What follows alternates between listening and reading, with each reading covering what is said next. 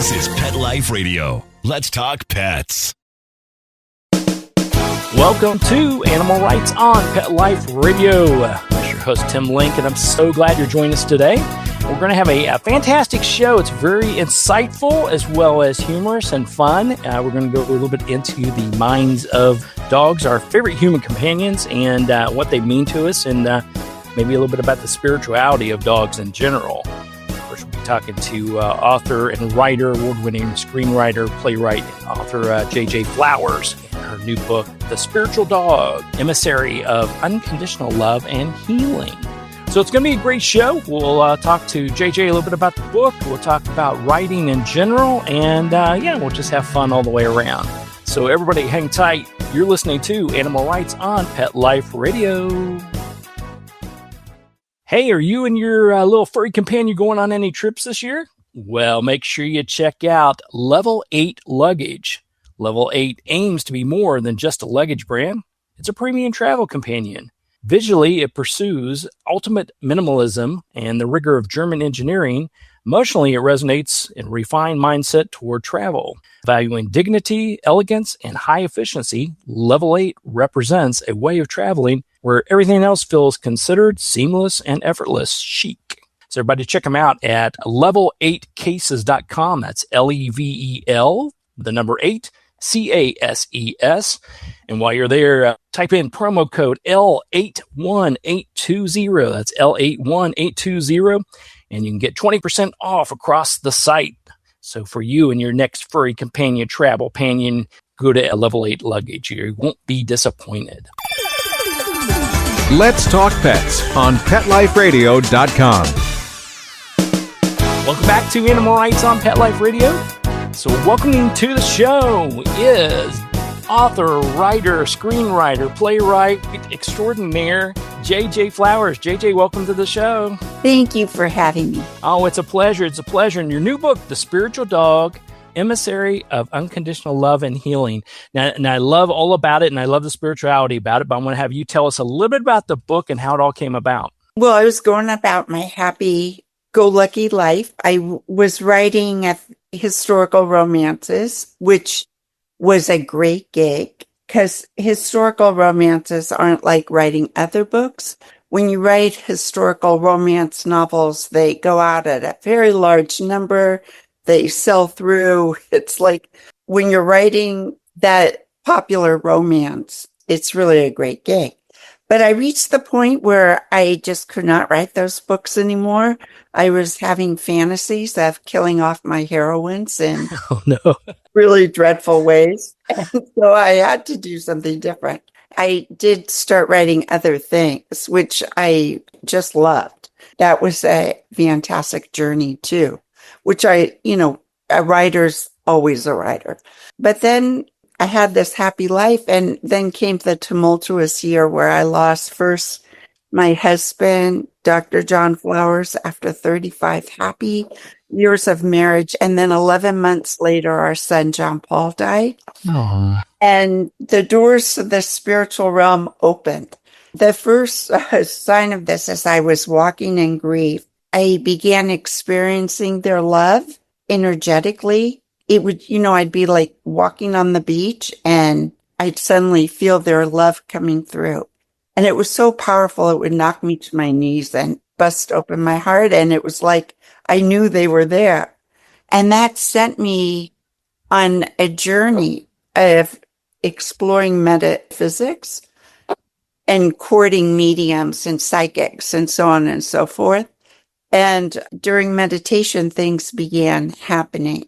And it was, one mystical experience after another, very beautiful experiences, to where one day I was looking at my dog, and I had always loved dogs. There's never been a time in my life where I was enjoined with a dog.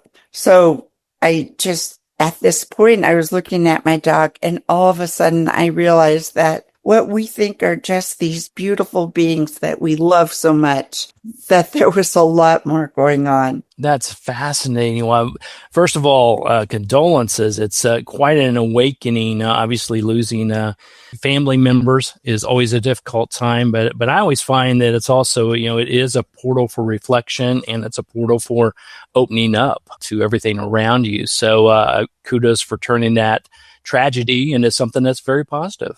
Yeah, grief is one of the most common and powerful spiritual passages that humans can go through. And a lot of people in my book, I love the part. Well, I feel one of the things in the book that I tackle is losing our dogs, because everyone listening, I'm sure, has lost a beloved companion or best buddy.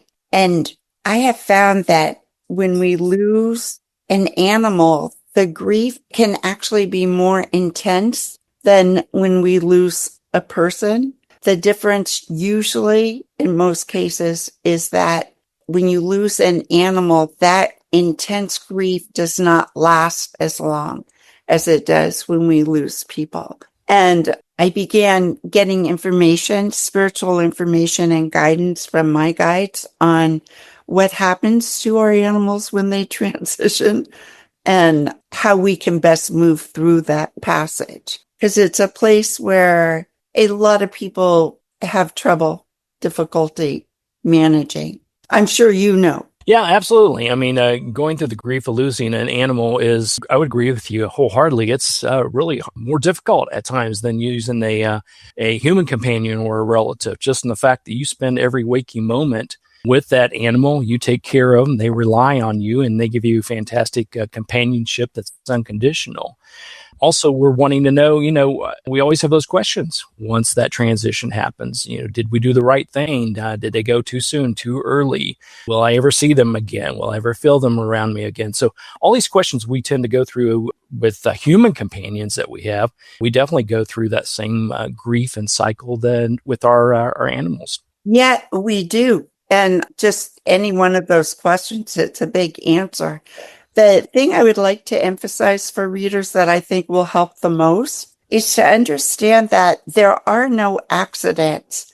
And I find often, I know you communicate with pets too, I find that pets at the end of their life, none of them actually want medical interventions. They are choosing to exit. And usually what is happening is they're waiting for you to be ready. And I go through this in my book, and there's ways of discerning when it's the right time to say goodbye, that there's things that will really help you make that discernment for what is best for your pet and what is best for you. And then to understand that, I put this in my book, this is like the main point of the book, is that animals come from the angelic realm and they all hold unconditional love. Love itself is vibration. Love is an energy, and it has many octaves. You have the simple crush that you have on, your neighbor or something, all the way up to God's source light, the love of God. And this octave goes on forever, for infinity. Animals come, they arrive holding a very high vibration of unconditional love. And one of the main things, that it's the gift we get joining our lives to them. And one of the most beautiful parts about it, the exciting part about it, is when you start loving on an animal, you're amplifying your love. You're amplifying the energy of love. And that's very powerful. And so when an animal transitions, what they want you to know is that they might be gone, that physical body, but the love is forever. Their love, it's still there. And the other thing I would like to say, that it's kind of funny. It's not funny, but it's very profound, that after you lose your animal, a lot of us are thinking that they're the ones who are lost, that they don't have us anymore, that wherever they are, they're looking back at us with longing, with yearning. And I'm really happy to tell you that that is just not true. Animals have told me that when they transition, it's like dropping an old coat and stepping into the light. And when they step into the light, they're surrounded by their soul buddies, by all the souls that love them. That's hundreds of beings. And it's a big celebration. They're excited. They're like, look at this life I just had. How great the walks, the love, the fun, the adventures. It's like a big celebration up there. Whereas the human is like in a cesspool of mourning and grief. And they look back on that. It's very hard for spirit beings this goes for all spirit beings. When we're depressed and sad and walking in grief, we appear as like gray blobs. And it's only when we shift our thinking to the love that we had, for instance, the love you had with that animal, that it changes our auric field, our energy system, and they can connect with us a lot easier. Nice. So when you first started writing the book, Spiritual Dog, was it more of a recollection of the journey that you've been going through? Or did you have the idea and concept that, hey, if I've went through this, I need to share this with others to help them heal during that time of grief? Or was it something totally different? Oh, it was something totally different. I do a metta meditation, which is in my book, because I feel like it's the most powerful and transformative spiritual practice that anyone can foster. And once you start practicing it, you find it fun and rewarding, and it changes you. It not only changes you, but it changes the people you practice on, the people and the animals that you practice on. It's a way of, I go through it in my book, where we connect to the vibration of love, the energy of love, and then I show you how to send it out to other people, to your family. The people I teach meditation. It's one of my favorite things. And so people who start practicing it are flabbergasted by how powerfully it will affect especially family members, but also difficult people. I tell stories in my book of difficult people who were changed by the meditation practice, which is really fun. And animals, you can use it. It really works it works on everyone, but animals too. And the point was, when I do the meditation, I practice every day for like an hour and a half. I can ask questions and I get answers from my guidance.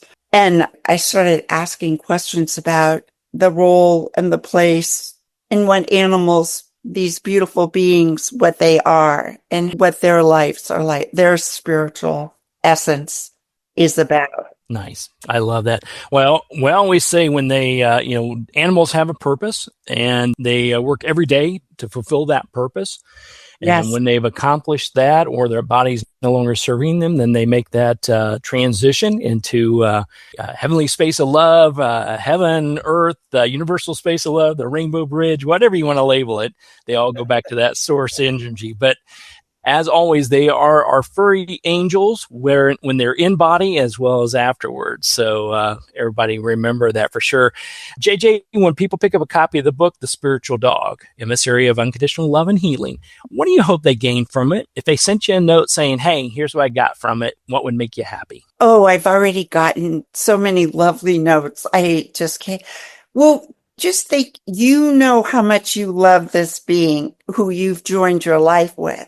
Well, now find out, you discover, knowing their spiritual journey, why you have that specific dog or why that cat walked into your life will amplify the love you feel for them. It also awakens you to your own spiritual journey, why you're here and what you're doing with this one beautiful life. Absolutely. All right. That sounds fantastic. I love it. Well, everybody hang tight. We'll come back right after this commercial break, continue our conversation with author JJ Flowers and her book, The Spiritual Dog. You're listening to Animal Rights on Pet Life Radio. Hey, are you looking for a premium travel companion on your next trip or your summer journey? Well, make sure you check out Level 8 Luggage. Level 8 is more than just a luggage brand. It's fine, ultimate German engineering, and it's also valuing dignity, elegance, and high efficiency. It's your perfect travel companion. You can visit them at level8cases.com. That's Level, the number 8, CASES.com. And while you're there, check out promo code L81820 to receive 20% off across the entire site. That's Level 8 Luggage. You'll be happy with your next travel companion. Let's talk pets. Let's talk pets On Pet Life Radio. Pet Life Radio. PetLifeRadio.com. Welcome back to Animal Rights on Pet Life Radio. This is your host, Tim Link, and I continue my conversation with author extraordinaire J.J. Flowers and her book, The Spiritual Dog. Now, J.J., we talked a little bit before the break about the book itself, but obviously you have a long history of fantastic writing. You mentioned a little bit about the romance novels, and never ever kill off all the main characters, no matter if it's romance novels, regular novels, screen. You just don't do that. And dogs, you never kill them off. That's rule number one. Right.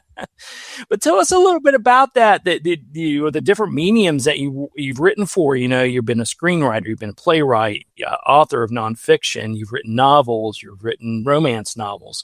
How do you wear so many different hats, and how do you go from one to the other? Has it been different sections of your writing life that you've gone through, or is it whatever moves you at the time? It's whatever moves me at the time. And they say, this is a common wisdom for writers, that how the story first appears to you, whether it appears as a poem, a novel, a children's novel, a screenplay, a play, how it first appears is probably how it should appear. So just go with that. And I've been pretty much how it is with me. That's nice. That's nice. You know, because I know as a writer, there are opportunities that present themselves. And, you know, whether it's writing for a magazine or an online, whether it's writing a novel or it's writing some nonfiction, but those are sort of things to, say pay the bills or get a little bit more money in the bank or whatever it may be. You know, they're passions, but yet you get paid to write for them, which is a double win. But the movement, as far as what's moving you at the time, sounds like has been a big part of your journey. Yeah, it's actually impossible. I just can't write things. Like one time a producer called me up and he wanted me to write a story. This has happened before, and it's like people will tell me the story and I'm just like, oh, I couldn't write that. It's not me. I just couldn't do it. But this one I could do. It was the story of the first Emma Edmonds. She was a young woman who disguised herself as a man and fought heroically in the Civil War. And oh my God, she had the most exciting, adventurous life and was such a hero in the Civil War. If she was a man, there would be statues all over of what she's done. And that was the only time where a story didn't originate from myself. So, and it was really fun writing it, just poured out of me because sometimes, you know, I would encourage people to at least visit Paul Salik's books. They're channeled, and what's called the Seth material, which a lot of our moms, I'm like 68, but so a lot of our moms, of the boomers' moms, all read the Seth material because she was very famous during the 70s and the 80s. She was like on Time magazine. She would be on talk shows, the most popular talk shows. And she channeled a high-level light being named Seth.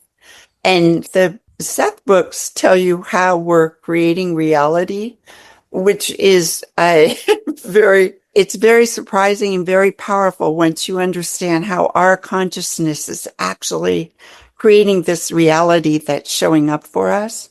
And so I feel like a lot of my stuff is channeled. Like I love writing about historical figures. I've written a play about Ben Franklin, and the screenplay that's won the most awards was about Clarence Darrow, who is a famous civil rights. He was our nation's most famous trial lawyer. He did the Scopes monkey trial, the Golden Loaf, a lot of people. But anyway, I have his most compelling case.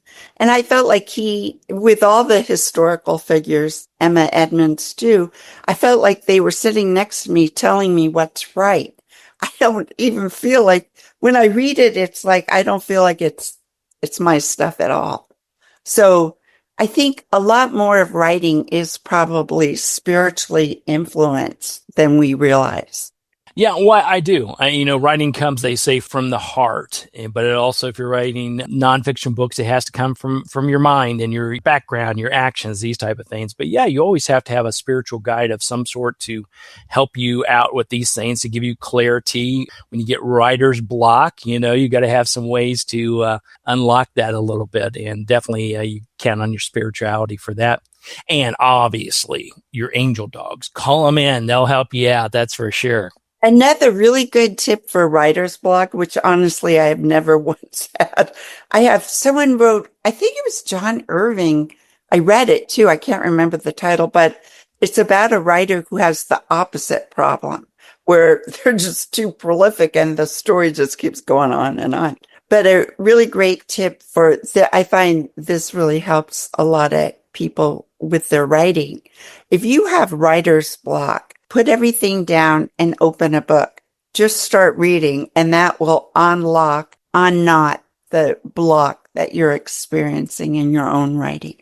Nice, helpful tip. Nice, helpful tip for sure. Well, JJ, where can people pick up a copy of The Spiritual Dog and find out more about your writing and where you'll be and get to know you a little bit better? Well, lately I'm on a lot of podcasts, it seems, but I think I have a website, jjflowersbooks.com. So most of my books are there and my screenplays are there. But you can also find me. I have a Substack called A Spiritualist Explains It All, The Wisdom of the Channeled Text. So Substack, just do JJ Flowers and Substack, and it should come up. I think people would enjoy that. Very good. All right. Well, we'll definitely get those posted so everybody can take a look at it. And everybody, pick up a copy of the book. It is The Spiritual Dog, Emissary of Unconditional Love and Healing. You'll learn a lot, and it will definitely help you out in your life, especially if you've lost a furry or a family member. That's by JJ Flowers. JJ, thanks for coming on the show. Congratulations on another success. And we'll look forward to talking with you somewhere down the road. Thank you. You were wonderful. Well, we're coming to the end of the show today. I want to thank Level 8 Luggage and all the sponsors for making this show possible. I want to thank the producers for making the show possible as well. If you have any questions, ideas, comments for the show, you can drop us a line. Go to PetLifeRadio.com, and we'll be glad to answer your questions, entertain your comments, and bring on the people you want to hear from most. And while you're there, check out all the other wonderful shows. It's a cornucopia of barking fun. That's at PetLifeRadio.com. So till next time, write a great story about the animals in your life, and who knows, you may be the next guest on Animal Rights, Pet Life Radio. Have a great day. Let's Talk Pets, every week on demand, only on PetLifeRadio.com.